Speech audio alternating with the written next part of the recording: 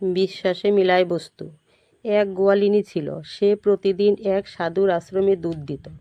দুধ দেওয়ার জন্য তাকে নদী পার হয়ে যেতে হতো, তাই দুধ নিয়ে যেতে তার দেরি হয়ে যেত।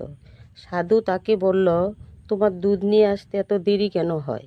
তখন গোয়ালিনী বলল, যেদিন নৌকা এই পারে থাকে সেদিন দেরি হয়ে যায়।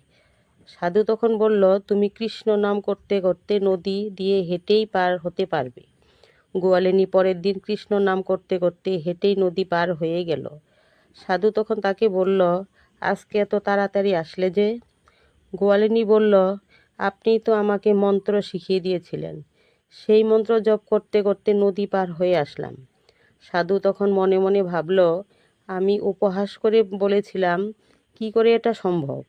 সে আরও ভাবল, তাহলে তো নদী পার হওয়া আমার কোনো ব্যাপারই না। সাধু গোয়ালিনীকে বলল, চলো আমিও তোমার সাথে হেঁটে নদী পার হয়ে যাব।